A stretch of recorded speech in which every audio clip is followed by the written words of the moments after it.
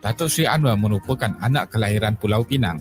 Beliau merupakan pengasas dan Presiden kedua Angkatan Belia Islam Malaysia, ABIM. Perjuangan ABIM lebih kepada sesuatu berlandaskan Islam. Oleh itu, keputusan beliau menyertai UMNO mengejutkan ramai pihak. Ramai yang menyangka beliau akan menyertai Parti PAS. Namun pada tahun ini, Datuk Seri Anwar mula menyertai Parti Pimpinan Mahathir, iaitu Pertubuhan Kebangsaan Melayu Bersatu, UMNO, sejurus selepas Dr. Mahathir dilantik sebagai Perdana Menteri buat kali pertamanya. Di dalam pentadbiran kerajaan, Datuk Seri Anwar telah memegang beberapa portfolio kementerian seperti Menteri Kebudayaan, Belia dan Sukan dan Kementerian Pertanian. Setelah dilantik sebagai Timbalan Perdana Menteri pada tahun 1993, ia menyaksikan Anwar Ibrahim dilihat dalam perancangan untuk menggantikan Dr. Mahathir. Kedua-dua individu ini telah memimpin negara dengan sangat baik pada masa tersebut dalam mengukuhkan pembangunan, ekonomi, perdagangan mahupun perpaduan. Namun begitu, segala-galanya berubah pada tahun 1998 selepas berlaku perselisihan antara kedua-dua tokoh ini semasa krisis kewangan Asia. Datuk Seri Anwar yang merupakan Menteri Kewangan pada waktu itu mempunyai pandangan berbeza dengan Tun Dr. Mahathir dalam menangani krisis kewangan. Seterusnya, berlakulah pemecatan Anwar Ibrahim sebagai Timbalan Perdana Menteri Malaysia. Rentetan daripada itu, Datuk Seri Anwar yang masih mendapat sokongan sebahagian besar masyarakat pada masa itu telah menyebabkan berlakunya gerakan reformasi dan tertubuhnya Parti Keadilan Rakyat PKR. Menjelang pada tahun 1999, Datuk Seri Anwar dipenjarakan selepas disabit atas kesalahan rasuah dan liwat. Tetapi beberapa pihak beranggapan ini adalah tuduhan bermotifkan politik. Gerakan reformasi yang dimulakan Anwar sebelum dipenjara mendapat sokongan besar daripada rakyat berkembang luas selepas itu. Gerakan ini dilihat bertujuan untuk membebaskan Anwar Ibrahim daripada tuduhan tersebut. Pada tahun 2003, Dr. Mahathir telah meletak jawatan sebagai Perdana Menteri. Selepas sekitar 6 tahun di penjara, Anwar Ibrahim telah dibebaskan pada tahun 2004. Namun, sekali lagi, beliau menghadapi tuduhan liwat seterusnya yang disifatkan sebagai helah untuk menyingkirkannya daripada kedudukan sebagai Ketua Pembangkang ketika itu. Pada masa tersebut, Anwar Ibrahim dilihat sebagai pesaing hebat kepada anak didik Dr. Mahathir, iaitu Datuk Seri Najib Razak. Pada tahun 2015, di bawah pemerintahan Datuk Seri Najib, Anwar dipenjarakan di atas tuduhan liwat untuk kali kedua. Antara tahun 2016 dan 2017, Dr. Mahathir mengumumkan keluar daripada UMNO selepas mendesak Datuk Seri Najib meletakkan jawatan berikutan skandal rasuah yang dihadapinya. Dr. Mahathir kemudian membentuk parti baru Bersatu sebelum menyertai Pakatan Harapan bersama-sama Anwar Ibrahim dalam menghadapi pilihan raya umum ke-14. Dr. Mahathir juga berjanji untuk mendapatkan pengampunan diraja untuk Anwar Ibrahim dan menyerahkan tampuk kepimpinan kepadanya sekiranya pakatan berkenaan berjaya menyingkirkan Najib dan menjatuhkan UMNO. Pada tahun 2018, Dr. Mahathir mengetuai Pakatan Pembangkang dan berjaya memenangi pilihan raya umum ke-14 mengakhiri rejim UMNO selama 60 tahun.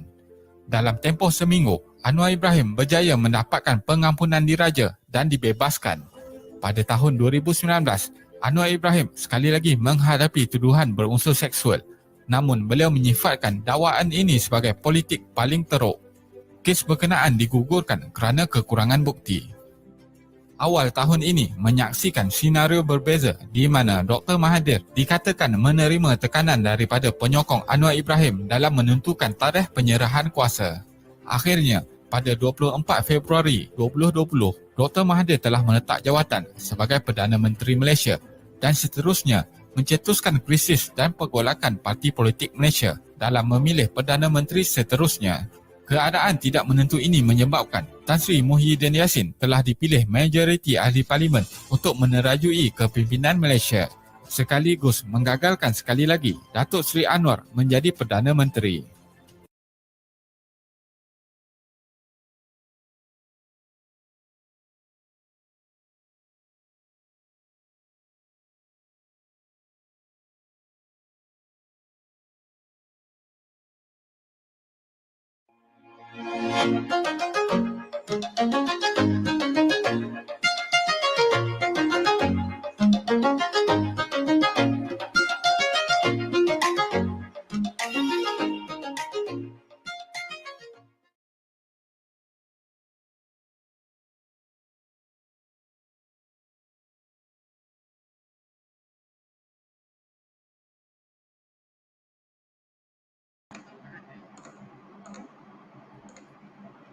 Arul, can you hear me?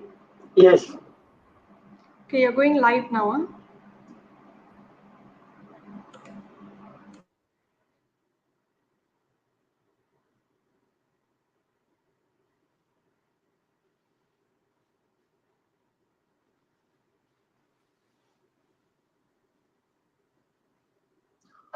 வணக்கம்.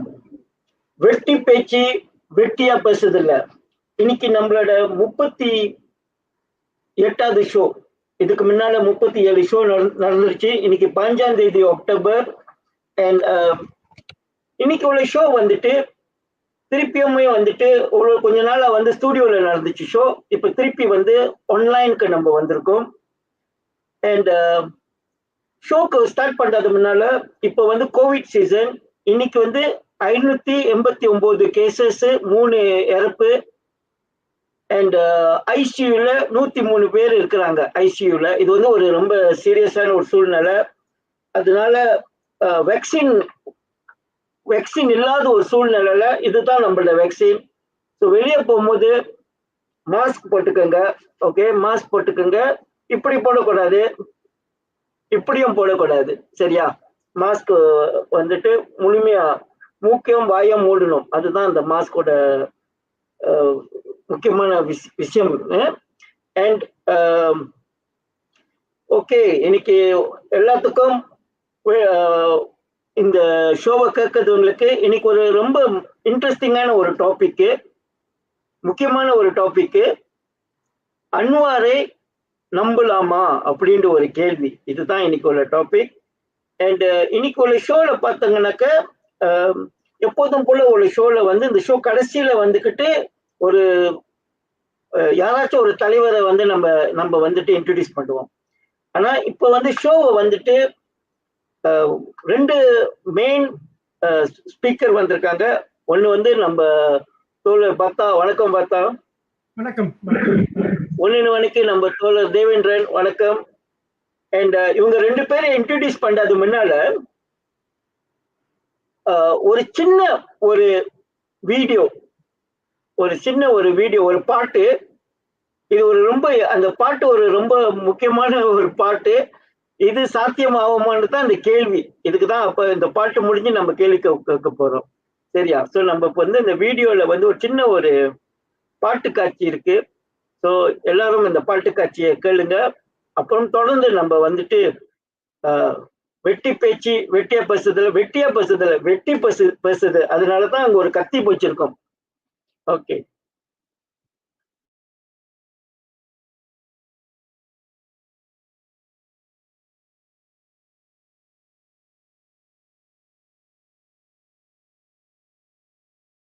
வரும் நல்லோர் முகத்திலே விழிப்பேன். நான் ஆணையிட்டால் அது நடந்து விட்டால் இங்கு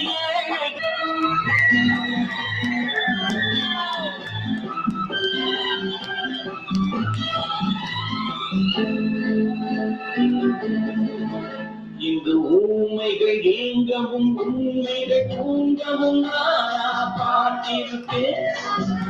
ஒரு கடவுள் உண்டு, அதை எப்போதும் காத்திருப்பேன். முன்பு ஏது வந்தா பின்பு காத்தி வந்தா இந்த மாநிலத்தில்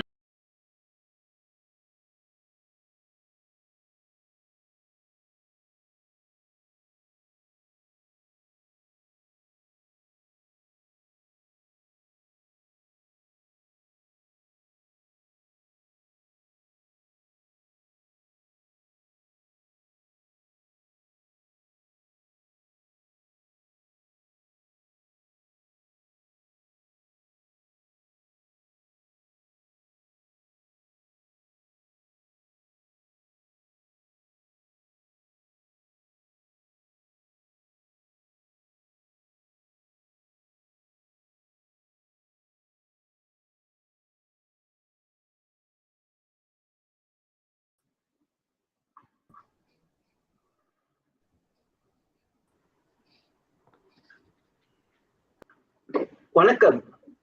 வணக்கம். வெட்டி பேச்சு வெட்டியா பேசுறதுல இன்னைக்கு நம்மளோட 38வது ஷோ. போன ஷோல வந்துக்கிட்டு பாட்டி மூடா பத்தியும், பாட்டி பஜ்வாங் ஒரு இளைஞர்கள் கட்சி பத்தியும், ஒரு ரொம்ப வயசானவர் கட்சி பத்தியும் பேசியிருந்தோம். அதுக்கு வந்து YB பிரபாகரன் வந்திருந்தாங்க. இன்னைக்கு உள்ள ஷோல வந்துகிட்டு இன்னும் ஒரு ரொம்ப முக்கியமான ஒரு தலைப்பு, அன்வாரை நம்ப முடியுமா அப்படின்னு ஒரு கேள்வி. நம்ம ஸ்கிரீன்ல வந்துகிட்டு நம்ம தோழர் தேவேந்திரன் இன்னும் கொஞ்சம் டெக்னிக்கல் ப்ராப்ளம் நினைக்கிறேன்.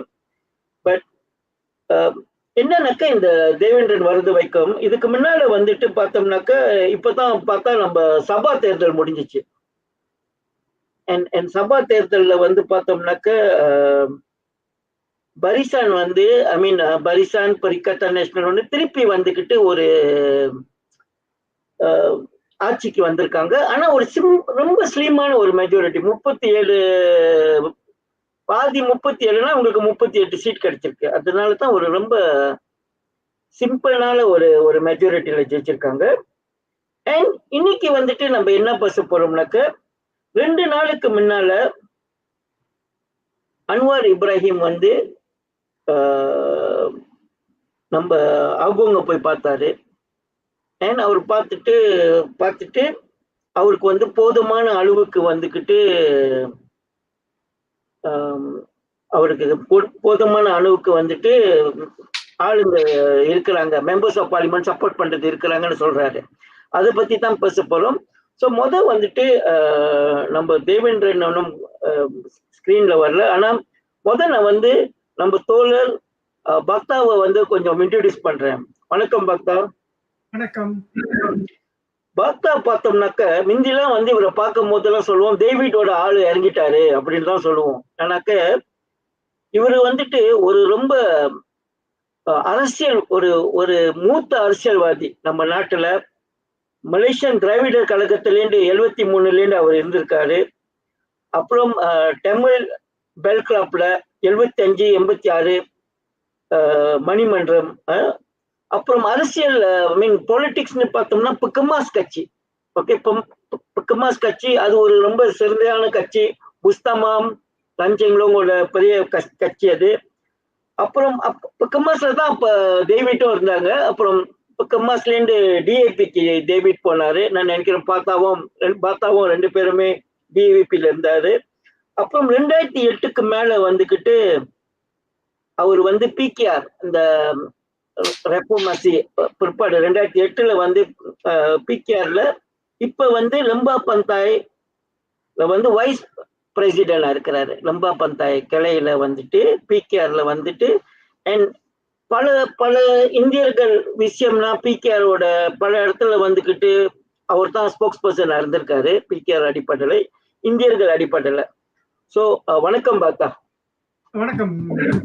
எப்படி இருக்கிறீங்க பாத்தா? உடம்பு எப்படி இருக்கு? நல்லா இருக்கு, சௌரியமா இருக்கேன். சௌரியமா இருக்கு. தேவேந்திரன் வணக்கம் தேவேந்திரன். ஓகே, தேவேந்திரன் வந்துகிட்டு ஒரு புக்கிட் துங்கு போராட்டத்துல நம்ம சந்திச்ச ஒரு நண்பர்.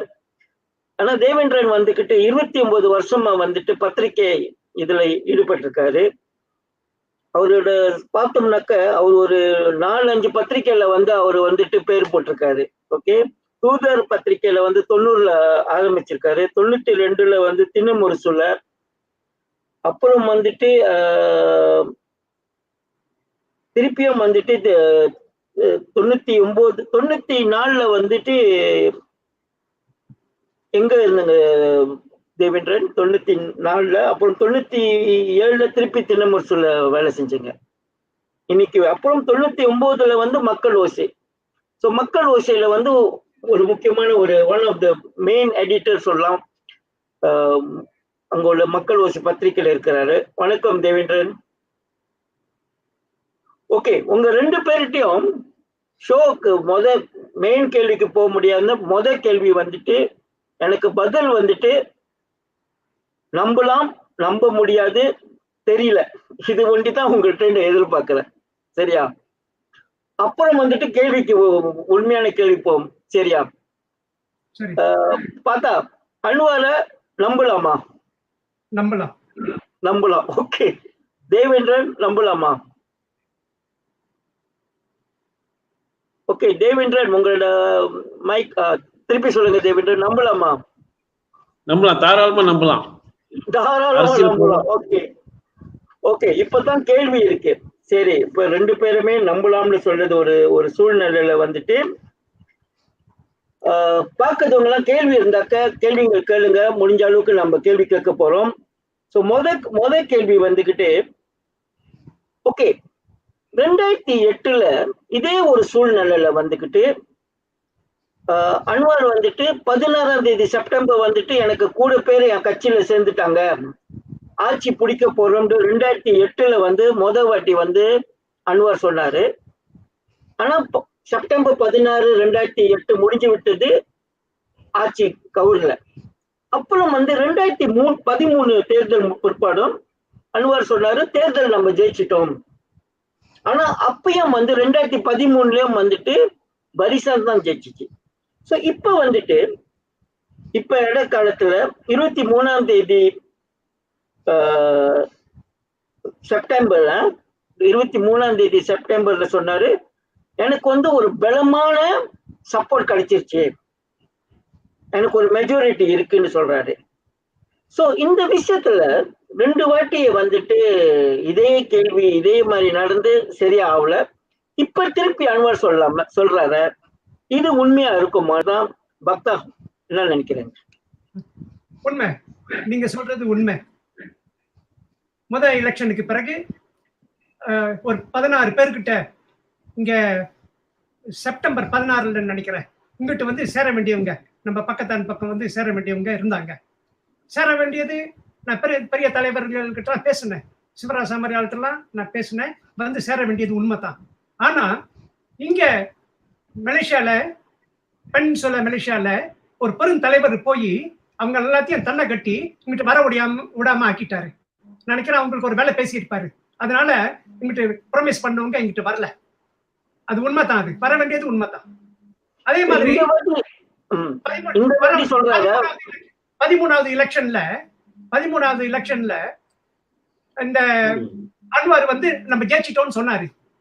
அப்பதான் அந்த பிளாக் அவுட் கூட்டங்கள் நடந்துச்சு.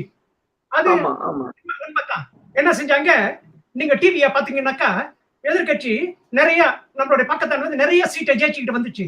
நிறைய சீட்டை ஜெயிச்சுக்கிட்டு வரும்போது திடீர்னு அங்கங்க பிளாக் அவுட் ஆகி அங்கங்க அந்த ஓட்டுன்றது நின்று பார்த்தா அப்புறம் வரதெல்லாம் பாரிசான் ஜெயிச்சின்னு வந்தாங்க. அது ஒரு பெரிய தில்லுமல்லு, பெரிய மோசடி. அதை வந்து ஏற்றுக்கொள்ள முடியாது. அதனாலதான் நாடு பூரா நம்ம பிளாக் அவுட்ன்ற கூட்டத்தை நடத்தணும். அதுல பக்கத்தான ஏமாத்துனது உண்மை. அப்புறம்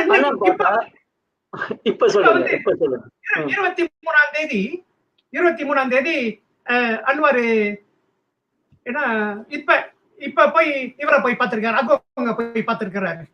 அகோங்க போய் பார்த்து அவர் என்ன செஞ்சிருக்காரு, என்கிட்ட ஆணித்தரமா உறுதியா என்கிட்ட போதிய ஆளுங்க இருக்கிறாங்க, 120 ஆளுங்க இருக்கிறாங்க இந்த அரசாங்கத்தை நடத்துறதுக்கு, மைடனுக்கு பெரும்பான்மை இல்ல அப்படின்னு சொல்லிட்டு அகோங்கிட்ட டாக்குமெண்ட கொடுத்திருக்கிறாரு. அந்த டாக்குமெண்ட்ல உறுதியாக அது சத்திய பிரமாணமா இருக்கலாம், அகோங்கிட்ட கொடுத்திருக்கிறாரு. அதை வந்து அகோங் பிறகு மீட்டிங் முடிஞ்ச உடனே அகோங் சொல்றாரு, இது வந்து என்கிட்ட அந்த நேம் லிஸ்ட கொடுக்கல, யாரு அவர் பின்னால வராருன்னு கொடுக்கல அப்படின்றாரு. இதை நான் வந்து மறைக்கிறதுக்கு ஒண்ணும் இல்ல. இவரு டாக்டர் ஸ்ரீ அன்வார் அந்த நேம் லிஸ்ட கொடுத்திருந்தாருனாக்கா நிச்சயமா அவரு பத்திரிகையாளர்களை பார்க்கும் போது அவரு அகோங் கொடுத்திருக்கலாம். இந்த செய்தி இன்னும் 4 வெளியே இருக்கிறாங்க அப்படின்னு சொல்லி செய்தி வந்துச்சுனாக்கா இத பணம் கொடுத்து இந்த ஆளுங்களை வாங்கி பாரிசான நிலநாட்டுறதுக்கு உள்ள நடவடிக்கைய செய்யறதுக்கு ஆள் இருக்கு வெளியே, பெரிய பெரிய ஆளுங்க இருக்கு, பெரிய பெரிய கொள்ள அடிச்சவனுங்களா இருக்கிறாங்க வெளியே. அவங்க வந்து இந்த அரசாங்கம் கவராம பாக்குறதுக்கு விலை கொடுக்கறதுக்கு தயாராக இருக்கிறாங்க. இதே மாதிரி தான் நம்ம சபாலயம் பார்த்தோம் அந்த மாதிரி நடந்தது. அதனால நான் சொல்லிடுறேன், அன்பார் வந்து ரொம்ப அனுபவப்பட்ட ஆளு.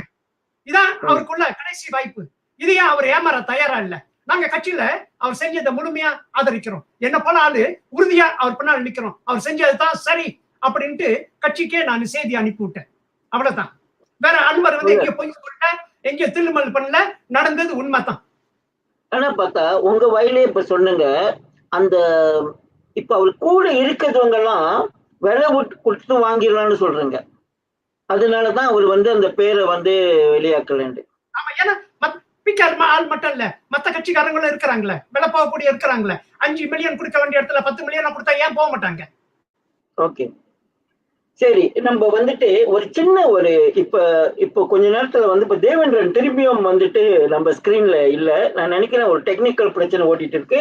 அவர் வர்றது வரைக்கும் ஒரு சின்ன ஒரு இன்ஃபோகிராபிக் வந்துட்டு நம்ம பார்ப்போம். இப்ப அன்வாரை பத்தி தான்.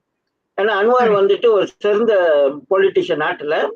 அவரை பத்தி வந்து ஒரு ஒரு சின்ன ஒரு இன்ஃபோகிராபிக் வந்து இப்ப நம்ம பார்ப்போம். அண்ட் இந்த வாட்டி ஷோக்கு கடைசியாக வந்துட்டு நம்ம எப்போதும் போல வந்துட்டு ஒரு ஸ்பெஷல் செக்மெண்ட் வச்சிருப்போம். ஸோ இந்த வாட்டியும் நம்ம வந்து ஒரு ஸ்பெஷல் செக்மெண்ட் வச்சிருப்போம் கடைசியாக. ஸோ அடுத்தது வந்துட்டு ஒரு இன்ஃபோகிராபிக் நம்ம பார்ப்போம். வணக்கம் தேவேந்திரன், வந்துட்டுங்க திருப்பி. தொழில்நுட்ப கோளாறா இருக்குங்க, பிரச்சனையா இருக்குங்க. பிரச்சனையா இருக்கு. Okay okay okay. இப்பதான் வந்து ஒரு சின்ன இன்ஃபோகிராபிக் பார்ப்போம். வணக்கம். அன்வார் இப்ராஹிம் 38 வருட அரசியல் வாழ்க்கை இவருக்கு நிறைய அனுபவங்கள் கொடுத்திருக்கு. கரடு முரடான பாதையா இருந்தாலும் ரொம்ப தைரியமா துன்பத்தை சாதகமாக்கும் திறன் மற்றும் ஏதோ ஒரு வெறித்தனம் இவரை பற்றி உலகம் முழுதும் பேச வச்சிருக்கு. இன்னைக்கு நிகழ்ச்சியில வெட்டி பேச்சிலையும் இவரை பத்தி தான் நம்ம பேச போறோம். இந்த 38 வருஷ அரசியல் வாழ்க்கையில அவர் 7 தேர்தல்கள் கடந்து வந்திருக்கிறாரு. 4 கூட்டணிக்கு தலைமை தாங்கியிருக்கிறாரு. இந்த 7 தேர்தல்கள்லயும் அவரு ரொம்ப நல்ல வெற்றி. அவரேஜ் ஒரு சராசரி 70% மக்கள் வந்து அவருக்கு ஓட்டு போட்டிருக்காங்க, அவருக்கு ஆதரவு கொடுத்திருக்காங்க. அதனால அவரு கண்டிப்பா ஒரு சிறந்த தலைவர் தான். ஒரு சீர்திருத்தவாதியா, ஒரு ஆர்வலரா பல விஷயங்கள் அவர் செஞ்சிருக்கிறாரு. உதாரணத்துக்கு 71 அபீம்ங்கிற ஒரு முஸ்லிம் ஆர்கனைசேஷன் அவர் ஆரம்பிச்சு வச்சிருக்கிறாரு. அந்த ஆர்கனைசேஷன் இன்ன வரைக்கும் நிறைய விஷயங்கள் படிப்பு விஷயத்துல, அடிமட்ட மக்களோட வாழ்க்கை தரம் உயர்த்துறதுல மற்றும் இன அடிப்படையில எல்லாம் ஒற்றுமையா இருக்கணும் அப்படின்னு சொல்லி இஸ்லாம வழியில வந்து நிறைய விஷயங்கள் அவங்க வந்து சாதனை படிச்சுட்டு இருக்கிறாங்க. அபீம்க்கு நன்றி.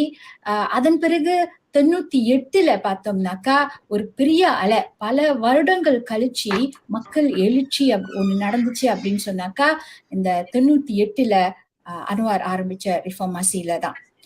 அதன் பிறகு ஒரு பெரிய சாதனை மக்களோட சேர்ந்து 2018 வெற்றிகரமா 60 வருஷ அம்னோ பிஎன் ஆட்சிய கவுத்ததுதான். இன்னும் தொடர்ந்து அவர் பல சாதனைகள் கண்டிப்பா செய்வாரு. ஓகே, அவர் வந்து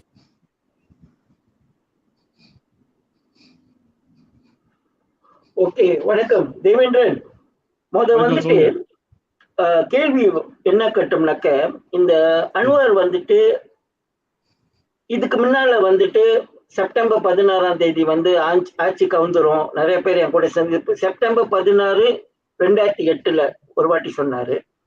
2013 இப்பதான் பார்த்தா சொன்னாரு, இந்த பிளாக் அவுட் டைம்ல வந்துகிட்டு நம்ம ஆட்சி மெஜாரிட்டி நம்ம இருக்குன்னு சொன்னாரு. 2 வாட்டியும் ஆட்சி கவர்ல. இப்ப வந்து 23 செப்டம்பர் மாசத்துல வந்துட்டு எனக்கு வந்து சப்போர்ட் வந்துட்டு 120 சப்போர்ட் இருக்கு. 120 மெம்பர்ஸ் ஆஃப் பார்லிமெண்ட் என் கூட நிக்கிறாங்க. இப்ப நான் எனக்கு ஒரு ஸ்ட்ராங்கான ஒரு சப்போர்ட் இருக்குன்னு சொல்றாரு. இது வந்து நீங்க என்ன நினைக்கிறீங்க? இது இந்த வாட்டி உண்மையா இருக்குமா? இல்ல, இந்த வாட்டி நான் நினைக்கிறது உண்மையா தான் இருக்கக்கூடும் நினைக்கிறேன். ஏன்னா அம்னோவை சார்ந்த 30 நாடாளுமன்ற உறுப்பினர் வந்து வர தயாரா இருக்காங்க. அதற்கான வியூகத்தை அன்வார் கரெக்டா அமைச்சிட்டு வர்றாரு. இதில் வெற்றி பெற்றா அடுத்த 9வது நாட்டின் பிரதமர் அவர் தான். அதுல எந்த மாற்று கருத்துங்க இல்லையா? ஓகே, தொடர்ந்து தேவேந்திரன் இப்ப வந்துட்டு இதே கேள்விதான். ஏன்னா ஜேர்னலிஸ்ட் இப்ப வந்து பத்திரிகையாளர்கள்லாம் பார்த்தோம்னாக்க அன்வார் வந்து பிரைம் மினிஸ்டர் இன் வெயிட்டிங். சரியா? அந்த காலத்துல இருந்து ரெஃபார்மசி டைம்ல வந்து 98 அடுத்த பிரதமர் சொல்லியே இப்ப வந்து இது வந்துட்டு ஒரு கூத்து மாதிரி, ஒரு ஜோக் மாதிரி ஆயிடுச்சு. சரியா? ஏன்னா ஆளுங்க வந்துட்டு இல்ல எனக்கு அப்படி தெரியல. பொதுமக்கள் இது ஒரு ஜோக்குன்னு எனக்கு தெரியல. இது அவருடைய போராட்டம் வந்து சில வேலைகளை சறுக்காமலாம் போகலாம். அவருடைய முயற்சி ஒரு சிங்கமாவே இன்னும் போராடிட்டு வர்றாரு. அந்த தேவேந்திரன், கேள்வி வந்து இதுதான். பத்திரிக்கை உலகத்துல வந்துட்டு அன்வாரை வந்துட்டு, ஏன்னா மிந்தி வந்துட்டு வாட்டி, அப்புறம் வந்துட்டு மகாதேர் இருக்கிற டைம்ல கண்டிப்பா பிரதமர் ஆவது ஒரு சூழ்நிலை வந்துச்சு. அப்புறம் வந்து திரும்பியும் நடக்கல. சோ இந்த பத்திரிக்கை அடிப்படையில பத்திரிக்கை உலகத்துல எப்படி வந்து பாக்குறாங்க இது வந்துட்டு? மலேசியால வந்துட்டு என்னை கேட்டுங்கனாக்க, இந்த ஆரம்பத்துல வந்துட்டு ரொம்ப ஆமா, ஆனா இப்ப வந்து எல்லாரும் சொல்றாங்க அவர் எப்போதும் பிரைம் மினிஸ்டர் இன் வெயிட்டிங் தானா அப்படின்னு ஒரு கருத்து வருது. பத்திரிக்கை பார்வையில என்ன மாதிரி நினைக்கிறீங்க? இல்ல, பத்திரிகை பார்வையில் வந்து அன்வார் வந்து வராமல் போகலான்ற கருத்து சில பேர்கிட்ட இருக்கு. ஆளுங்கட்சி ஆட்சி செய்யும்போது அன்வாரை எந்த பத்திரிகையும் ஆதரிக்காது, குறிப்பிட்ட சில பத்திரிகை ஆதரிக்கலாம், சரிங்களா? அதனால அன்வார் வந்து அவருடைய அந்த முயற்சியை விடல. வெயிட்டிங் பிரதமராக இருக்கலாம், ஆனா அவர் தான் நாடே வெயிட்டிங் பண்ணிக்கிட்டு இருக்கு அவர் பிரதமர் ஆகிறது. ஓகே, இது வந்து இப்ப நான் திருப்பியும் தோழர் பக்தாட்ட இதே கேள்விதான். ஆனா பக்தா, உங்களுக்கு இது ஃபீல் பண்ணுதா? ஏன்னா நீங்க வந்துகிட்டு இவ்வளவு காலமா பக்கத்தான் பிகேஆர்ல வந்து ரொம்ப காலமா இருக்கிறங்க, ரொம்ப கஷ்டமான சூழ்நிலைலாம் பிகேஆர்ல இருந்திருக்குங்க. டைம் ஆக இவரு பிரதமரின் வெயிட்டிங்காவே இருப்பாரான்னு அந்த பயம் இல்லையா உங்கள்கிட்ட? இல்லைங்க, இந்த தருணம் நிச்சயமா அவரு பிரைம் மினிஸ்டர் ஆகிறார். இதுல எந்த ஒரு சந்தேகமும் இல்லை. நான் வந்து அரசியல்வாதி மட்டும் இல்ல, நான் ஒரு ஆன்மீகவாதியும் கூட. இந்த நாட்டோட தளபதி அன்வர் இப்ராஹிம் வந்து இந்த நாட்டோட பிரதமரா ஆகணும்ன்றது நாட்டோட தளபதி. அதான் எவ்வளவோ போட்டு அமுக்கி அவர் ஜெயில போட்டாலும் அவர் மறுபடி கிளம்பிக்கிட்டு வர்றார். இதான் ஒரு அடையாளம். 20 வருஷமா அவரை வந்து எப்படியாவது தொலைச்சு கட்டணும்னு நிக்கிறாங்க.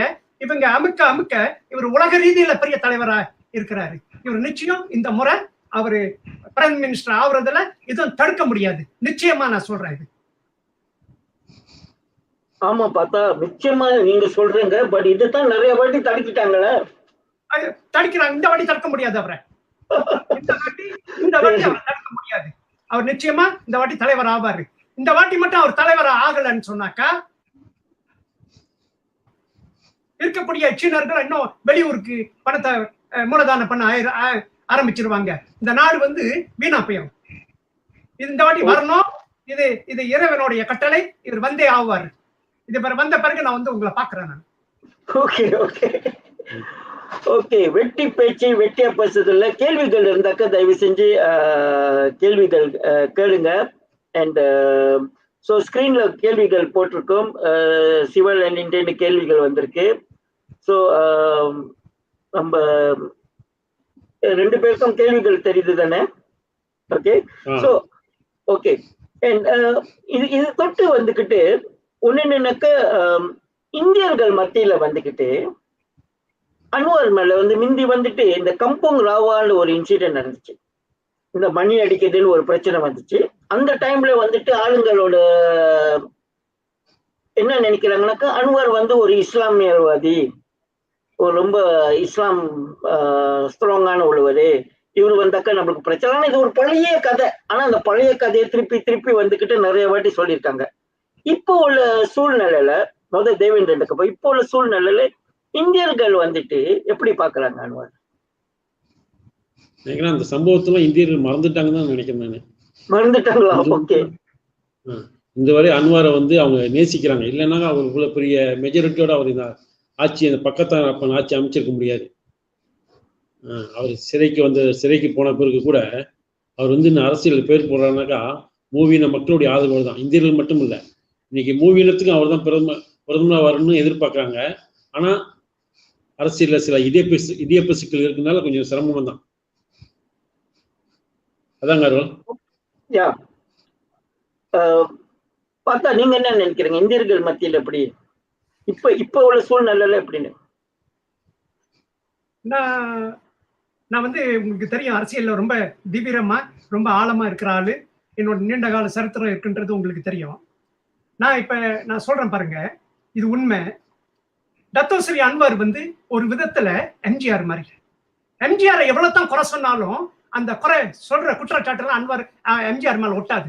அதே மாதிரி அன்வர் மேல போடுற குற்றச்சாட்டு, சொல்ற பிழைகள் எல்லாத்தையும் அன்வர் மேல ஒட்டாது. அதனாலதான் இன்னைக்கு 14வது ஜெனரல் எலெக்ஷன்ல கூட 95% இந்தியர்கள் அவருக்கு வாக்களிச்சிருக்காங்க. இந்த கம்புகராவா இந்த மணி பிரச்சனை எல்லாம் மக்கள் மறந்துட்டாங்க. அன்வர் வந்து பிரதமரா வரணும், நம்ம வந்து அப்பதான் நம்ம நாட்டுல முழுமையான ஒரு வாழ்க்கையை பார்க்கலாம் அப்படின்னு சொல்லிட்டு இந்தியர்கள் எதிர்பார்த்துக்கிட்டு இருக்காங்க. ஓகே, பார்த்தா இந்த இடையில வந்துட்டு நிறைய பேர் அன்வாரோட நெருங்கிய நண்பர்கள், நல்ல கருப்பன், ஈசாம், சந்திர முசாஃபா, தேஞ்சுவா, அஸ்மின், இவங்கெல்லாம் வந்துக்கிட்டு சாதாரண நண்பர்கள் இல்லை, அன்வார் கூடியே இருந்த நண்பர்கள். இவங்க கூடியே போராட்டத்துல இருந்தாங்க, ரெஃபர்மசி டைம்ல இருந்த நண்பர்கள். இன்னைக்கு வந்துக்கிட்டு இவங்கெல்லாம் வந்துக்கிட்டு அன்வார் கூட இல்லை. ஸோ யார் யார் அன்வார் கூட பக்கத்துல இருந்த கூடயே இருந்த நண்பர்கள் எல்லாம் வந்துக்கிட்டு சொல்றாங்க அன்வாரை நம்ப முடியாதுன்னு சொல்றாங்க. ஏன் வந்துட்டு ஏன் இந்த சூழ்நிலை திரும்பவும் ஏன் அன்வாரோட க்ளோஸா இருக்கிற நண்பர்கள் எல்லாமே அவர்கிட்ட பிரிகிறாங்க? இதுக்கு உங்களோட பதில் என்ன? முதல்ல நல்ல கற்பனை பத்தி பேசுனீங்க. நல்ல கற்பனை பத்தி நல்ல கற்பனை நம்ம கட்சியில யாரும் தலைவராக நினைச்சது கிடையாது. நான் கூட அவரை தலைவராக எண்ணுனது கிடையாது. ஏன்னா அவர்கிட்ட அந்த தலைவருக்கான குவாலிட்டி கிடையாது. இவர் முன்ன ஈச்சோக்ல ஒரு தேர்தல் நடந்துச்சு. அந்த தேர்தல்ல அவர் ரொம்ப பருதம் எதிர்பார்த்தாரு அவரை வந்து கேண்டிடேட்டா போடுவாங்கன்ட்டு. ஆனா அவரை போடுறதுக்கு பதில் வேற ஆளை போட்டாங்க. அந்த கேம்பெயின்ல நானும் இருந்தேன். அதுல இருந்து சலசலப்பு ஏற்பட்டு அதுல இருந்து அன்வர் கிட்ட இருந்து விலக ஆரம்பிச்சாரு. அதுக்கு பிறகு பல குற்றச்சாட்டை போட்டு கம்ப்ளீட்டா விளையிட்டாரு. அதுல எந்த ஒரு ஆச்சரியப்படுறதுக்கு ஒண்ணும் கிடையாது. அடுத்தது நீங்க வந்து இவரை சொன்னீங்க, தேன்சுவாவை சொன்னீங்க. தேன்சுவா வந்து உறுதியா ஒரு இடத்துல இல்ல. அன்வர் பக்கம் ஒரு காலு, அஸ்மின் பக்கம் ஒரு காலை வச்சுக்கிட்டு இருந்தாரு. அஸ்மின் பக்கம் வச்சிருந்த காலை ரொம்ப அழுத்தமா வச்சுக்கிட்டு இருந்தாரு. அதனால தொண்டர்களுக்கு அது பிடிக்கல. அதனால அந்த பகமை ஏற்பட்டு போச்சு. அதே மாதிரி அஸ்மினும் அவர் என்ன செஞ்சாரு, கட்சிக்குள்ளேயே ஒரு காட்டலை வளர்க்க ஆரம்பிச்சாரு. அவருடைய குரூப் சபா சரவாக்கில இருந்து பினாங்கல்ல இருந்து ஜோஹர் வரைக்கும் ஒரு காட்டல ஆரம்பிச்சாரு.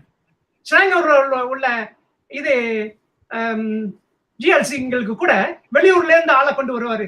அதுல ஆளுங்களை டைரக்டரா போடுறதுக்கு, அதாவது அந்த பதவிகளை கொடுக்கறதுக்கு, டைரக்டர்ல பதவிகளை கொடுக்கறதுக்கு. ஆக இவரு அவரோட வலுவை வேகமாக்கிக்கிட்டு இருந்தாரு. அப்ப அன்வர் வந்து ஜெயில இருக்கிறாரு. ஜெயில இருக்கும் போது அவர் கேம்பெயின் பண்ணாரு அன்வரோட வைஃபை தலைமைத்துவத்திலிருந்து கழட்டுறதுக்கு. ஆக இவர் வந்து அன்வர் வரதுக்கு முன்னாடி டேக் ஓவர் பண்ணணும்னு ஒரு எண்ணம் இருந்துச்சு போல இருக்கு கட்சியை. ஆனா அவருக்கு என்ன தவறு என்ன விளங்கலன்னாக்கா, இந்த கட்சி எம்ஜிஆர் அமைச்ச மாதிரி அன்வர் வந்து தனிப்பட்ட ஸ்ட்ரென்த்ல அமைச்ச கட்சி இது. இது அன்வர் தான் தலைவரா இருக்க முடியும். அடுத்த தலைவர் அன்வர் சொல்ற ஆளு தான் தலைவரா இருக்க முடியும். ஆக இடையில யாரையும் தள்ளி விட்டு வரணும்னா முடியாது. அதே மாதிரி தான் இந்த கட்சியில நடந்திருக்கு. ஆக அவர் ரொம்ப வேகமா அவரு ஒரு குரூப் அமைச்சு வச்சுக்கிட்டு அவரு தேர்தல்ல நல்லா அன்வரோட எல்லாம் தோக்கடிச்சுக்கிட்டு இவரு வரும்போது கட்சி தேர்தல்ல இதை வந்து ஏற்றுக்கொள்ள முடியாது. உறுப்பினர்கள் ஏற்றுக்கொள்ள, தலைமைத்துவம் ஏற்றுக்கொள்ள. அதனால அவருக்கு நெருக்குதல் வந்து அவர் அதுல இருந்து வெளியாகணும்னு முடிவு பண்ணிட்டாரு. கட்சி டிஸ்மிஸ் பண்ணல, அவர் தான் வெளியானாரு. அடுத்தது எசாம்னவர் வந்து அஸ்மினுக்கு எதிர்ப்பான ஆளு. அஸ்மினுக்கு எதிர்ப்பான ஆளு. அவரு வந்து வரக்கூடிய காலங்கள்ல அஸ்மின் வந்து ஒத்து போக முடியாத ஆளு, நீ பாருன்னு சொல்லி எச்சரிச்சாரு. யார காலையும் உழுவுல எசாம் வெளியாயிட்டாரு. இப்ப அஸ்மின் வெளியான உடனே எசாம் வந்து மறுபடி கட்சியில சேர்ந்து இப்ப அவரு கட்சிக்காக அன்வருக்காக கேம்பெயின் பண்ண ஆரம்பிச்சிட்டாரு. இதான் கதை. அடுத்தது இன்னொரு ஆள் சொல்லி இருந்தீங்க, சந்திரா முசாஃபர் எல்லாம் அரசியல்வாதி கிடையாது. அவங்க வந்து arm chair politician, arm chair critic. அவரு வந்து ஒரு வாட்டி ஐஎஸ்ஏல தூக்கி போட்டாங்க. ஐஎஸ்ஏல தூக்கி போட்ட உடனே அவரே வந்து நொண்டி நொண்டி நடப்பாது, கையில ஒரு ஊன்றுகோலை வச்சு நடக்கிற ஆளு.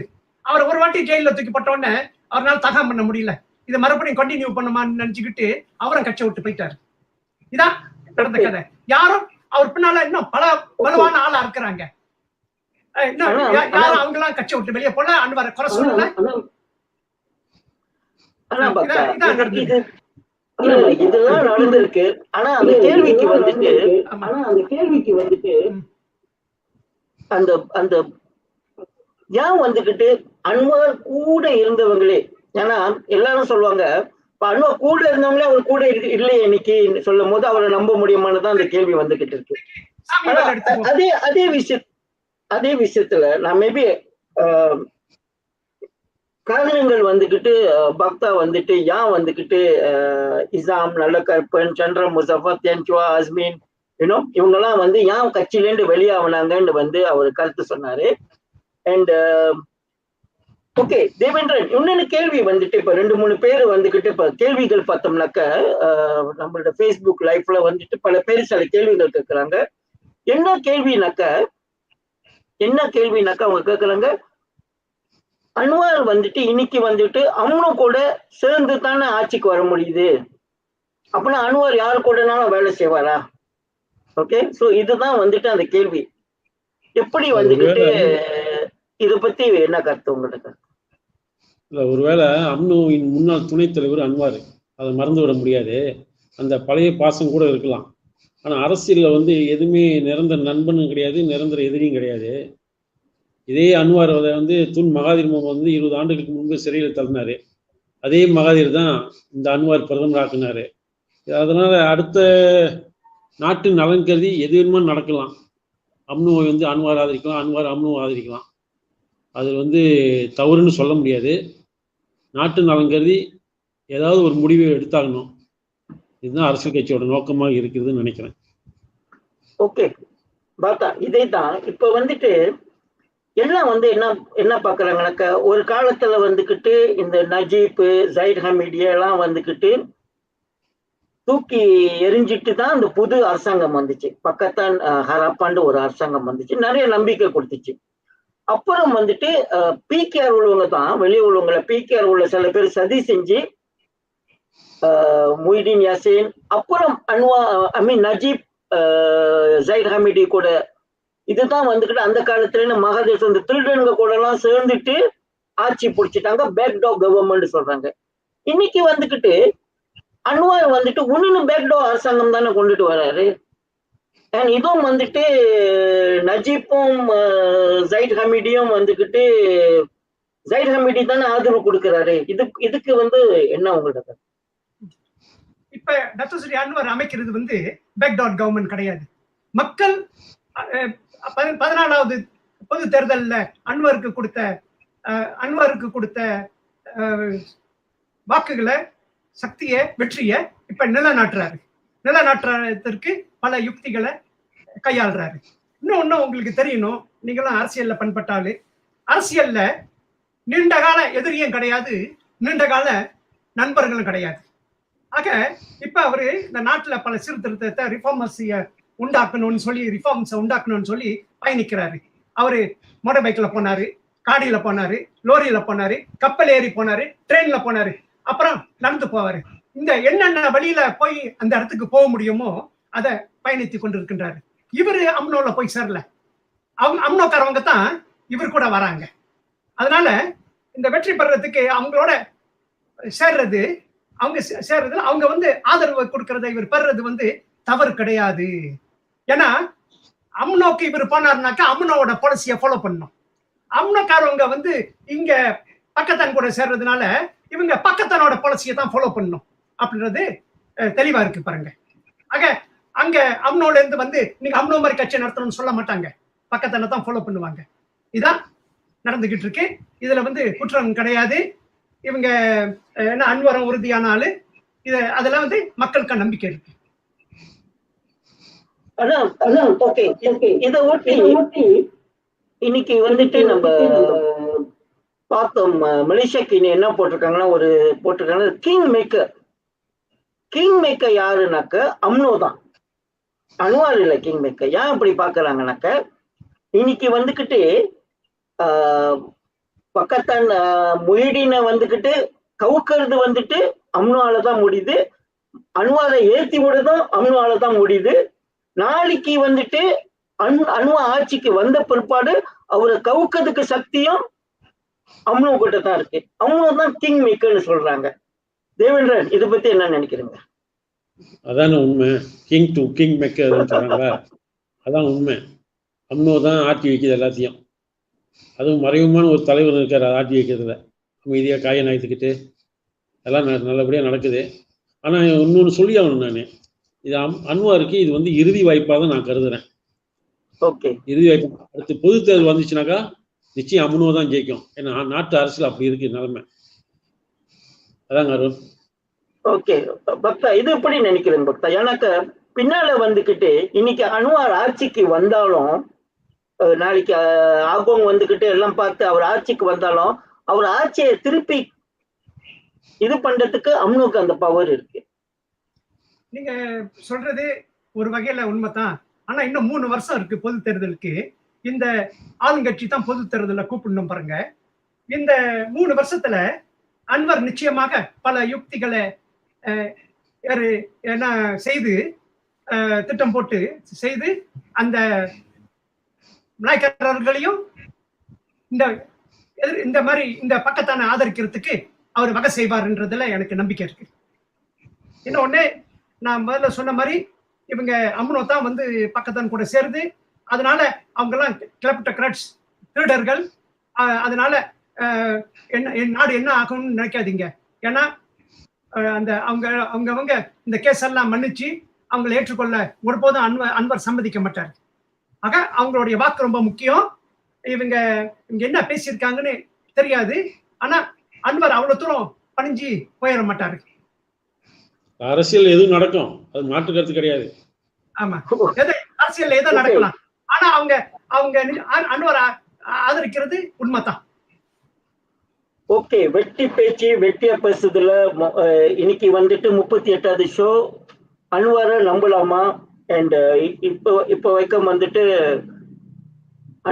கேள்விகள் எல்லாம் நான் கேட்டுக்கிட்டு இருக்கிறேன். 2 தோழர்களும் வந்துக்கிட்டு அன்வாரை நம்ப முடியும், அந்த வாய்ப்பு இருக்குன்னு சொல்றாங்க. அதே சூழ்நிலையில வந்துட்டு அம்னோ வந்துட்டு அம்னோக்கு வந்து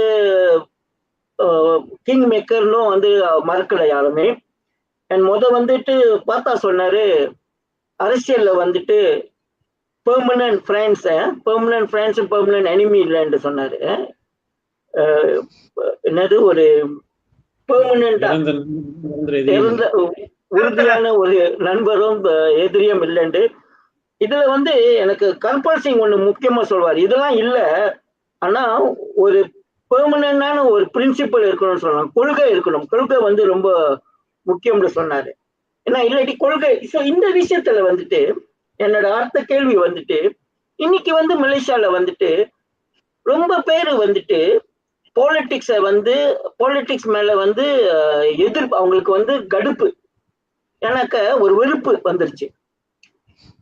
ஏன்னா ரொம்ப எதிர்பார்த்தாங்க பக்கத்தான் ஹரப்பான் வந்து ஆட்சி பிடிச்சிட்டு, ஆனா 22 மாசத்துல வந்து ஆட்சிக்கு வந்துருச்சு.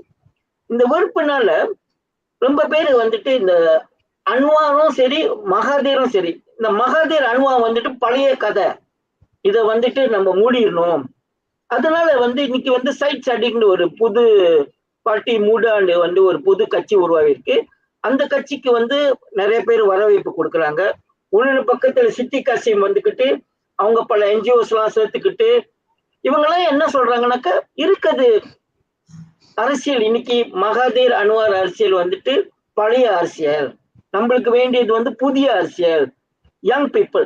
இந்த விஷயத்துல பார்த்தா ஏன் வந்துட்டு இது பத்தி என்ன நினைக்கிறீங்க? அடுத்தது வந்துட்டு ஏன் வந்துட்டு பிகேஆர் வந்துட்டு ரஃபிசியோ இல்லாட்டி நூருல் இசாவோ வந்துட்டு மினுக்கு நிப்பாட்டல? ஏன் வந்துட்டு திருப்பி வந்துட்டு அன்வாரை தான் நிப்பாட்டுறாங்க? நீங்க சொல்றது உண்மைதான். ரொம்ப பேருக்கு காழ்ப்புணர்ச்சி இருக்கு, என்ன இவ்வளவு தூரம் நாட்டுல குழப்பம் நடக்குதுன்ட்டு. இந்த குழப்பத்துக்கெல்லாம் அன்வர் காரணம் இல்ல, மகாதீர் தான் காரணம், அது எல்லாத்துக்கும் தெரியும். ரெண்டாவது, இந்த அன்வர் நம்மளுக்கு தேவை. இன்னும் பிரைம் மினிஸ்டர் போஸ்ட் அவர் உட்கார்ந்தது கிடையாது. அவர் உட்கார்ந்த பிறகு அடுத்த தலைமைத்துவத்தை அவர் நிச்சயமா ஏற்படுத்துவார். பிகேஆர்ல ரொம்ப பேர் நல்ல அன்வர் சிந்தனையிலேயே உள்ள மலாய்க்காரர்கள் இருக்கிறாங்க. இவர் இருக்கார், ரஃபீசி இருக்கிறாரு, நூருலிசா இருக்கிறாங்க, இன்னும் பல பேர் அவரோட சிந்தனையில இருக்கிறாங்க. அவங்க எல்லாம் வந்து 3 இனமும் இந்த நாட்டுல வாழணும், ஒரு இனம் வாழ்ந்தா பத்தாது, 3 இனமா வாழணும்ன்ற கொள்கையில இருக்கிறாங்க. ஆக அவங்க எல்லாம் ரெடியா இருக்கிறாங்க. முதல்ல ஆட்சியை பிடிக்கணும். ஆட்சியை பிடிச்சு அது அன்வர் அது அடுத்த தேர்தலில் போட்டிக்கிட்டு வரால இல்லையான்னு தெரியாது. ஆனா அந்த ஆட்சியை பிடிச்சு ஒழுங்குபடுத்தி அவங்கள சரியான ஆளுகிட்ட கொடுக்கணும். அது வரைக்கும் அன்வர் வந்து முன்னிலை வகிக்கணும்ன்றது உண்மை. ரெண்டாவது சைட் சைடைக்கு வந்து கட்சி அமைக்கிறாரு. எத்தனையோ கட்சி வந்திருக்கு, நானும் பார்த்திருக்கேன். எத்தனையோ கட்சி வந்துட்டு போயிருக்கு. இன்னைக்கு கூட இந்த தேர்தலோட கிராக்டான்லாம் முடிஞ்சிரும், எம்சிஏ எல்லாம் முடிஞ்சிரும் அப்படின்ற ஒரு நிலை வந்திருக்கு பாருங்க. இந்த மாதிரி பல கட்சி வந்து பல கட்சி போயிருக்கு.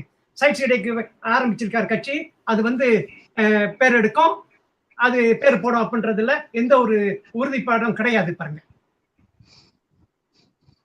இதைத்தான் நான் சொல்ல விரும்புறேன். அன்வர் தேவை.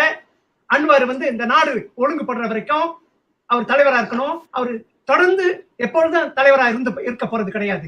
நிச்சயமா பொறுப்பு ஒரு இடத்துல ஒப்படைக்கணும். அது வரைக்கும் அவர் தலைவரா இருந்து ஒழுங்குபடுத்திட்டு அப்புறம் ரஃபீசிக்கிட்டயோ நூறுகிட்டயோ அவர் கொடுத்துட்டு போகணும். அதான் முறை. இப்ப அவர் எடுத்துட்டாக்கா அது அந்த வேகத்துல ஃபைட் பண்றதுக்கு ஆளு கிடையாது. அவரை கண்டு தான் அஞ்சிடறாங்க. அவர் தான் அந்த நாக்கால உட்காரணும். அவர் தான் 3 எல்லா இனத்தையும் ஒருங்கிணைச்சு வரார். அந்த மாதிரி தலைவன் கிடைக்கிறது கஷ்டம். 1948 ஒன்பின் ஜஃபர் இருந்தாரு. அவர் 3 இனத்தையும் ஒருங்கிணைக்க பார்த்தாரு. அம்னோல சொன்னாரு, கதவு திறந்து விடுங்க, எல்லா இனத்தையும் உள்ளுக்கு கூப்பிடுங்க அப்படின்னாரு. அப்ப உள்ள வெறியர்கள் எல்லாம் கதவு திறந்து விட மாட்டேன்ட்டாங்க. இஸ்மாயிலு, ரசாக்கு, துங்கு எல்லாம் திறந்து விட மாட்டேன்ட்டாங்க. அப்ப அவர் என்ன செஞ்சாரு, அவருக்கு ரொம்ப கோவப்பட்டு அம்னோட இருந்து வெளியாயிட்டாரு. மற்ற இனங்கள்லாம் விட மாட்டீங்களே, சட்டங்கள்லாம் வகுத்தாச்சு, அந்த இனத்துக்கு உள்ள சட்டங்கள்லாம் வகுத்தாச்சு, கதவு திறந்து விடுங்கன்னா கேட்க மாட்டாங்க. அதனால ஆன்பின் ஜாஃபர் போயிட்டாரு. 1968 கரக்கான் அமைஞ்சிச்சு. அதே பாணியில அலட்டாஸ், சைட் ஹுசைன் அலட்டாஸ் அந்த கட்சியை ஏற்படுத்தினார். அவர் என்ன செஞ்சாரு, 3 இனத்துக்கும் சமத்துவமா கொடுத்து வாழலாம் அப்படின்னு தேர்தலில் போட்டிக்கிட்டு பனாங் மாநிலத்தை பிடிச்சாங்க. ஸ்லாங்கோர் கொஞ்சம் மிஸ் ஆயிடுச்சு. அதெல்லாம் வந்து என்னடா இது அம்னோ வலுவுல இதுன்னு சொல்லி மேத்தட்டினை உண்டாக்குனாங்க. அதோட அந்த இது போயிருச்சு. இப்ப 3வது முறையா அன்வர் இப்ராஹிம் வந்து எல்லா எல்லாத்தையும் சீன மலாய்க்காரன் தமிழர்கள் மட்டும் இல்ல, கடசான், டூல்சூன், டயாக்ஸ், சபாக்காரனுங்க, சர்வாக்காரனுங்க எல்லாத்தையும் ஒன்றிணைத்து போராடலாம். அண்ணா orang Melayu itu anak saya, அண்ணா orang India itu anak saya, அண்ணா orang Cina itu anak saya, அண்ணா orang Kadazan dan suku kaum itu anak saya. Kenapa kita pecah belahkan rakyat atas nama kaum dan agama அப்படின்னு சொல்லிட்டு எல்லா நம்ம மக்கள், எல்லா நம்ம பிள்ளைங்க எல்லாம் ஒன்றா ஏன் வாழ முடியாது அப்படின்ற வரப்பட்சல இறங்கி இருக்கிறாரு. அவரு வந்து ஓகே பார்த்தா ஜஸ்ட் டைம் ஓடிட்டு இருக்கு. நீங்க அருமையா வந்துட்டு நினைக்கிற அந்த பாயிண்ட் சொல்லிட்டீங்க. தேவேந்திரன், புது கட்சி மலேசியா மூடா சைட் சடி கட்சி வந்து கொண்டு வந்திருக்காங்க. சைட் சடி கட்சி என்ன சொல்றாங்கன்னா, இந்த பழைய அரசியல் வேணாம் நம்மளுக்கு, இது வந்து பழைய அரசியல் வந்துகிட்டு மக்களை ஏமாத்துறாங்க, எங்களுக்கு வந்து யாரு மேலேயும் நம்பிக்கை இல்லை, மகாதீர் மேலேயும் நம்பிக்கை இல்லை, அன்வார் மேலேயும் நம்பிக்கை இல்லை, மாட்சாபு மேலேயும் நம்பிக்கை இல்லை, டிம்கிச்சாங் மேலேயும் நம்பிக்கை இல்லை, இந்த பழைய டீம் எல்லாமே வேணாம், இளைஞர்கள் வந்து ஆட்சி பிடிக்கணும், புதுமையான அரசியல் கொண்டுட்டு வரணும், 18 வயசு உள்ளவங்களாம் இப்ப ஓட் பண்ண முடியும். இந்த சூழ்நிலையில நீங்க எப்படி பாக்குறீங்க? இந்த புது கட்சிகளுக்கு வாய்ப்புகள் இருக்கா? எனக்கு என்னமோ சைட் சடிகோட கட்சியை வந்து இந்த 2.5 வருஷத்துல பிர்சாத்துல இருந்துட்டு பிறகு அவர் புதிய கட்சி ஆரம்பிச்சிருக்காரு. இந்த கட்சியை பத்தி பேசணும்னாக்கா இன்னும் ஒரு 10 வருஷம் கண்டு தான் பேச முடியும். எனக்கு என்னமோ நம்பிக்கை இல்லை சைட் சடிக்கு பேர் போடுவாரான்னு. நம்பிக்கை இல்லை. பட் மக்களோட இது பத்தி என்ன நினைக்கிறீங்க? இந்த மாதிரி பழைய அரசியலை பத்தி ஆளுங்கெல்லாம் இப்ப ரொம்ப வெறுப்பு தெரிய வைக்கிறாங்களே, அது உங்களுக்கு அந்த மாதிரி ஒரு ஃபீலிங் கிடைக்கலையா? அந்த மக்கள் தானே ஓட்டு போடுறாங்க. இப்ப புலம்பு என்ன பண்றது? அந்த மக்கள் தானே ஓட்டு போடுறாங்க. பழைய அரசியல தான் ஓட்டு போட்டு வச்சிருக்காங்க. புதிய அரசியல் அவங்க கொண்டு வர முடியலையே. அப்படியே கொண்டு வந்தாலும் நாட்டு அரசு சொல்லுங்க. இப்ப இந்த வரப்போற தேர்தலில் வந்துட்டு வரப்போற தேர்தலில் ஒரு மாற்றம் இருக்கும். ஆனா புதியவர்கள் வந்து 18 வயசுக்கு மேல ஓட்டு போட்டாக்க கொஞ்சம் நல்லா இருக்கும். ஆனா எந்த அரசியல் கட்சி அவங்க தேர்ந்தெடுக்க போறாங்க என்பதுதான் முக்கியம். Okay okay. இன்னும் 18 கண்டிப்பா வந்துட்டு இப்ப இப்ப இடையில தேர்தல் வந்துச்சுனாக்க இந்த 18 வயசு உள்ளவங்க வந்து ஓட் பண்ண முடியாது. அண்ட் ஆமா. சரி, இப்ப வந்துட்டு நம்ம ஒரு அரை மணி ஓகே, ஒரு 45 நிமிஷம் பேசிட்டோம். ஓகே, ஷோ போதும். 30 நிமிஷம் 45 நிமிஷம் தான் மேக்சிமமா போவோம். கடைசி கேள்விக்கு போவது முன்னால இன்னைக்கு வந்து ஷோல கடைசியில வந்து ஒரு தலைவர் செக்மெண்ட் இருக்கு. கோடவரி பொருளிக்கர் பத்தி நம்ம பேச போறோம். இது வந்து ஒரு கம்யூனிஸ்ட் மார்க்சிஸ்ட் உள்ளவங்க இந்தியால, அவங்கள பத்தி லாஸ்ட் இந்த ஸோ நான் வந்துட்டு இப்ப இந்த நிறைய பேர் கேள்வி கேட்டிருக்காங்க, நிறைய பேர் வந்து ஐடியாஸ் கொடுத்துருக்காங்க. ஓகே, ஸோ இப்போ இங்க புஷ்பா பாருங்க ஒரு கேள்வி போட்டிருக்காங்க. புஷ்பா என்ன சொல்றாங்கன்னா, லீடர் ஷுட் ஹேவ் எத்திக்ஸ் சொல்றாங்க, ஷுடன்ட் ப்ளே பீப்புள். ஸோ நான் நினைக்கிறேன் நம்ம பேரும் அந்த மாதிரி ஒரு ஒரு கருத்துல தான் இருக்கிறாங்க. ஓகே, ஸோ இந்த கேள்வி வந்துட்டு பார்த்தா மலேசியா அரசியல். ஓகே, இப்போ கொஞ்சம் அன்வார் இஷ்யூவை விட்டுட்டு எதிர்காலம் இப்போ வந்து நம்ம பார்க்குறோம், என்ன பார்க்குறோம்னாக்க எக்கனாமி ரொம்ப மோசமா இருக்கு. கோவிடோட சூழ்நிலைகள் வந்துட்டு ரொம்ப மோசமா இருக்கு. இந்த சூழ்நிலையில வந்து தேர்தல் வந்து இப்ப வச்சாக்க சாத்தியமாகுமான்னு ஒரு கேள்வி இருக்கு. சில பேர் நினைக்கிறாங்க தேர்தல் வச்சாக்க இன்னும் பிரச்சனை வரும் சபால. இது 2 பேருக்கும் இந்த கேள்வி தேவேந்திரனும். இந்த தேர்தல் இப்ப வச்சாக்க சபா மாதிரி ஒரு சூழ்நிலை வரும். உன்னோட கருத்து என்னன்னாக்க, தேர்தல் வைக்காட்டி இந்த மொய்தீன் ஆட்சி ஒன்னும் அரசாங்கம் நடத்தினாங்கன்னா ஒன்னும் மோசமான ஒரு சூழ்நிலை, அதனால தேர்தல் வச்சுதான் ஆகணும்னு ஒரு கண்ணோட்டம் ஆளுங்க சொல்லிக்கிட்டு இருக்கிறாங்க. இந்த 2 சூழ்நிலையை வச்சு உங்களோட 2 பேரோட கருத்து என்ன? இதுக்கு பிற்பாடு நம்ம அரசியல் வந்து மலேசியா அரசியல் எப்படி இருக்க போகுது? கோவிட், எக்கனாமிக் கிரைசிஸ், இது 2 இருக்கு பாருங்களேன். இதை வச்சு எப்படி மேபி தேவேந்திரன் உங்களோட கருத்து சொல்லுங்க. என்ன பத்திக்கு பொது வைக்கக்கூடாதுன்னு நினைக்கிறேன். நாட்டு பொருளாதாரம் ரொம்ப மோசமான சூழ்நிலை இருக்கு. நீங்க இந்த நேரத்தில் தேர்தல் வச்சா பிரச்சாரத்துக்கும் போக முடியாது. சவால் நடந்த மாதிரி தான் இங்கேயும் கொரோனா வந்து தாக்கும் நம்மள. அதனால இந்த அரசியல் மாற்றத்துக்கு ஏதாவது ஒரு முடிவு காணும்னாக்கா ஏதாவது அரசியல் தலைவர்கள் முன் வந்து உட்காந்து பேசினாலும் சரியா இருக்கும். இல்லைன்னா நீங்க தேர்தல் சொன்னீங்கன்னா சரியா வராது. அதான் அருள். ஓகே, சுருக்கமா தேவேந்திரன் சொல்றாரு. பார்த்தா உங்களோட கருத்து என்னது? இப்ப உள்ள சூழ்நிலைக்கு எதுதான் செய்யணும்? இந்த சூழ்நிலைக்கு தேர்தலை வைக்கணும்னு சொன்னாலும் வைக்க முடியாது, வைக்க கூடாது. ஏன்னு கேட்டீங்கன்னாக்கா இந்த கோவிட் பிரச்சனை வந்து கட்டுக்கடங்காம போயிட்டு இருக்கு. அதனால இது அன்வருக்கு இறைவன் கொடுத்த வரப்பிரசாதமா என்னன்னு தெரியல. இது தேர்தல் இந்த வாட்டி வைக்க முடியாது. இந்த 3 வருஷத்தை அன்வர்கிட்ட ஒப்படைச்சு ஆகணும். 2வது, பொருளாதாரம் மீட்சி பெறணும்னாக்கா ஒரு சிறந்த தலைவர்கிட்ட கொடுக்கணும். ஸ்ரீ அன்வார் இப்ராஹிம் முன்னாள் துணை பிரதமர், அவர் வந்து ஒரு ஃபைனான்ஸ் மினிஸ்டராகவும் இருந்திருக்கிறாரு. அவர் வந்து ஒரு நேரத்துல ஆசியாலேயே பெஸ்ட் ஃபைனான்ஸ் மினிஸ்டர்னு சொல்லி பேர் எடுத்தவர். உலக ரீதியில டைம்ஸ் மேகசின் நினைக்கிறேன் அந்த ஆசியாவிலேயே சிறந்த ஃபைனான்ஸ் மினிஸ்டர்னு சொல்லி பேர் எடுத்தவர். அவ்வளவு ஒரு அனுபவசாலி. அவர் வந்து நீண்ட நாள் அரசியல் இருந்திருக்கிறவர். அவர் அது மட்டும் இல்ல, இன்டர்நேஷனல் லெவல்ல அவருக்கு பெரிய தொடர்பு இருக்கு. உங்களுக்கு தெரியும், அமெரிக்காவில் அவருக்கு சிவப்பு கம்பளம் போட்டு வரவழைச்சாங்க, ரெட் கார்பெட் போட்டு வரவழைச்சாங்க. அது மட்டும் இல்ல, மத்திய கிழக்குலயும் அவருக்கு பெரிய மரியாதை இருக்கு.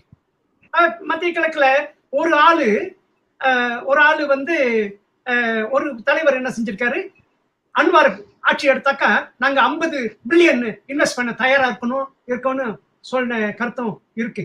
ஆக இத வந்து அன்வார் வந்தா சிறந்த ஃபைனான்ஸ் மினிஸ்டரா இருப்பாரு. அவருக்கு வெளியூர்ல இருந்து இன்வெஸ்ட்மெண்ட் நிறைய வரும், அதுல எந்த ஒரு சந்தேகமும் இருக்காது. அந்த நிறைய பொருளாதாரம் மிக விரைவில் எழுச்சி பெறன்றதுல எந்த ஒரு சந்தேகமும் கிடையாது. இவர் மொய்தீனை பொறுத்த வரைக்கும் தென்கிழக்கு ஆசியாலேயே, சவுத் ஈஸ்ட் ஏஷியாலேயே அவரு புகழ் கிடையாது. அன்வருக்கு உலக ரீதியில புகழ் இருக்கு. ஆக உலகமே எதிர்பார்த்துக்கிட்டு இருக்கு அவர் மலேசியாவுக்கு தலைவராக வருவாருன்ட்டு. ஆக இந்த இனவாதத்தை அவர் கடைபிடிக்க மாட்டாரு. அதனால இந்த நாட்டுல இருந்து வெளியூருக்கு குடியேறவங்க எல்லாம் குறைஞ்சு போயிடும். வெளியூருக்கு போயிருக்கவங்க எல்லாம் மலேசியாவுக்கு வரக்கூடிய சூழ்நிலை ஏற்படுது. அதனால பொருளாதாரம் மீட்சி பெறன்றதுல எந்த ஒரு சந்தேகமும் கிடையாது. ஓகே, நன்றி பார்த்தா, நன்றி தேவேந்திரன். வெட்டி பேச்சு வெட்டியா பேசுறதுல 2 பேருக்கும் ரொம்ப நன்றி. இன்னைக்கு வந்துட்டு அன்வாரை நம்பலாமா நம்ப முடியாதா? 2 நாளுக்கு முந்தி அவங்க அன்வார் பார்த்துட்டாரு. ஆனா என்ன நடந்தாலும் யாராச்சும் தேர்தல் நாளைக்கு நாளான்னைக்கு கூப்பிட்டுருவாங்க எதிர்பார்த்தாக்க கூப்பிட மாட்டாங்க, கூப்பிடவே முடியாது. இதுதான் சூழ்நிலை. அப்படியே கூப்பிட்டாலும் நாளைக்கு வந்து அன்வார் ஆட்சிக்கு வந்தாலும் எவ்வளவு நாள் தான் அன்வார் ஆட்சியில அந்த பிடிமானமா ஆட்சியை வச்சுக்க முடியும்னு வந்துட்டு அது ஒண்ணுன்னு கேள்விக்கு கூறியிருக்கு. ஏன்னாக்க அம்னோ வந்துட்டு இதுக்கு பின்னால வந்துட்டு அம்னோ வந்து ரொம்ப பலமா வந்துக்கிட்டு ஆதரவு கொடுக்குறாங்க, ஆதரவு எடுக்கிறாங்கன்னு வந்துக்கிட்டு அவங்க ஒரு கிங் மேக்கர்னால ஒரு சூழ்நிலை இருக்கு. அதே நேரத்துல தோழர் பாத்தாவும் தேவேந்திரன் சொன்ன மாதிரியும் அன்வாருக்கு வந்து இது வரைக்கும் வாய்ப்பு கிடைக்கல பிரதமர் ஆவி. இன்னைக்கு வரைக்கும் நமக்கு தெரியல. இப்ப அன்வார் பிரதமர் ஆகுனார்னா எப்படி இருக்கும் நம்ம நாடு. ஓகே, ஆனா ஒரு முக்கியமான விஷயம் வந்து என்னது மலாயுலேண்டு ஒரு மல்டி ரேஷியல் எல்லா இனமும் சேர்ந்த ஒரு கட்சி தான் பிகேஆர். அந்த மாதிரி ஒரு கட்சியில இருக்கிறார் தலைவர். ஆனா ரொம்ப பேருக்கு வந்துகிட்டு பாஸை ஏற்றுக்கொள்ள முடியாது, அம்னோவை ஏற்றுக்கொள்ள முடியாத ஒரு சூழ்நிலையில வந்து பிகேஆர் இருக்கு. ஆனா பிகேஆர் கட்சியிலே வந்து பல குழப்பங்கள். அதுதான் ஒரு பெரிய பிரச்சனை. ஏன்னா எதிரிகள் அம்னோ பாஸ் இருந்தாலும் பரவாயில்ல, பட் உள்ள கட்சியில உள்ளவங்களே வந்துகிட்டு இந்த மாதிரி சூழ்நிலைனால போன வாட்டி அன்வாரை சதி பண்ணதே பிகேஆர்ல உள்ளுக்குள்ளவங்க தான். இது ஒரு உன்னொன்னு பிரச்சனை. ஸோ அதனால வந்துட்டு நம்ம கண்டிப்பா ரொம்ப ஒரு இன்ட்ரெஸ்டிங்கான ஒரு சூழ்நிலை. முன்னு வந்துட்டு கோவிட் வந்துட்டு ரொம்ப மோசமான ஒரு சூழ்நிலையில இருக்கிறதுனால எல்லாருமே கவனமா இருங்க. இந்த ஷோ முடிஞ்சு கோதிவரி பொருளக்கர் பத்தி நம்ம ஒரு சின்ன ஒரு இது ஒரு சின்ன வீடியோ இருக்கும். அடுத்த வட்டி பேச்சு வந்து 5ஆம் தேதி நவம்பர் 2020 5ஆம் தேதி நவம்பர் 3 வாரத்துக்கு ஒரு வாட்டி இந்த வெட்டி பேச்சு ஷோ. இந்த வெட்டி பேச்சு ஷோ வந்து நீங்க யூடியூப்ல வெட்டி பேச்சு PSMல பார்த்தீங்கன்னாக்க இந்த ஷோவை வந்து பழைய 37 ஷோ இதுக்கு முன்னால் உள்ள ஷோ எல்லாத்தையுமே நீங்க வந்து திருப்பியும் நீங்க பார்க்கலாம்.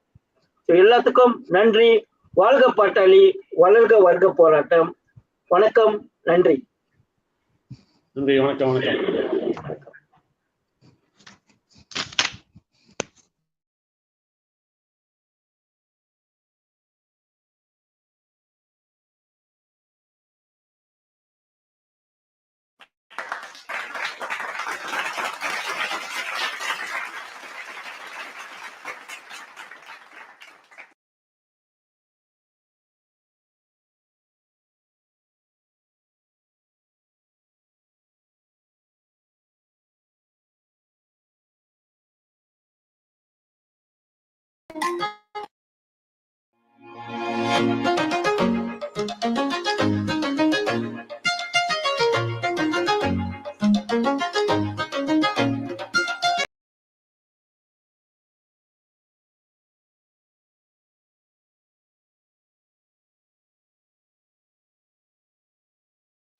பெண்களின் பங்களிப்பு எல்லா துறைகளிலும் மறுக்கப்பட்ட ஒன்றாகவே இருக்கிறது.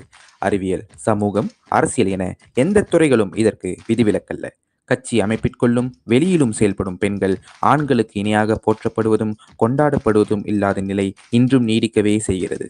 மகாராஷ்டிராவில் சட்டம் படித்த முதல் பெண், சுதந்திர போராட்ட வீராங்கனை, வார்லி ஆதிவாசி புரட்சிக்கு தலைமை, மகாராஷ்டிரா மாநில விவசாயிகள் சங்க நிறுவனர் போன்ற பல்வேறு சிறப்புகளை கொண்ட கோதாவரி பருலேக்கரை நாம் இன்று பார்க்க போகின்றோம்.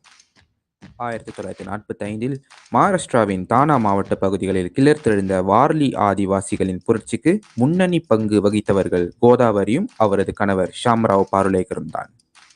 பூனாவை சேர்ந்த கோதாவரியும் கர்நாடகம் சேர்ந்த நிலப்பிரபுவின் குடும்பத்தை சார்ந்த பாருலேக்கரும் பெற்றோரை மீறி இந்திய சமூக சேவகர்கள் அமைப்பின் மூலம் பொது சேவைக்கு வந்தனர்.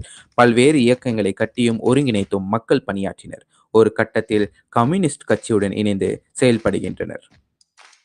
ஏகாதிபத்திய யுத்த எதிர்ப்பு பரப்புரைக்காக 2 ஆண்டுகள் சிறைப்பட்டனர். சிறையிலிருந்து விடுதலையாகிய பின்னர் விவசாயிகளை அணி திரட்டுவதில் கவனம் செலுத்தி மகாராஷ்டிரா கிசான் சபாவை தொடங்குகின்றனர். 1944 கிசான் சபா மாநாட்டில் ஆதிவாசிகளுடன் இணக்கம் ஏற்படுகிறது. இதுவே ஆதிவாசி புரட்சிக்கு வித்திடுகிறது. 1960 சிறையில் இருந்த கோதாவரி ஆதிவாசிகளின் புரட்சி என்ற புகழ்பெற்ற நூலை மராத்தி மொழியில் எழுதினார். அது 1970 வெளியாகி பிற இந்திய மொழிகளுக்கு சென்றது. 1964 கம்யூனிஸ்ட் கட்சி உடைந்தபோது மார்க்சிஸ்ட் கட்சியில் இருவரும் இணைந்து செயலாற்றினர். இந்திய சீன எல்லை பிரச்சினை தொடர்பாக கைது செய்யப்பட்ட பாருலேக்கர் 1965 ஆகஸ்ட் 5 சிறையில் மாரடைப்பால் மரணமடைந்தார். இந்த அதிர்ச்சியில் மிக கடுமையாக பாதிக்கப்பட்டார் கோதாவரி. இருப்பினும் அந்த சோகத்திலிருந்து விடுபட்டு 1992 வரை கிசான் சபா மற்றும் கட்சி பணிகள் செய்து உடல் நலம் ஆகியவற்றை கருத்தில் கொண்டு கட்சி பணிகளிலிருந்து தன்னை விடுவித்துக் கொண்டார் கோதாவரி. 1996 அக்டோபர் 8 காலமானார். இந்திய மக்கள் வரலாற்றில் கோதாவரி போன்ற பெயர்கள் என்றும் நிலைத்து நிற்கும். நிலப்பிரபுத்துவ ஏகாதிபத்திய எதிர்ப்பில் அடித்தட்டு மக்களை ஒன்று திரட்டி போராட்டம் புரிகின்ற இத்தகைய வீராங்கனைகள் இன்றைய சமூகத்திற்கு முன்னோடிகளாக கொண்டு செலுத்தப்பட வேண்டும்.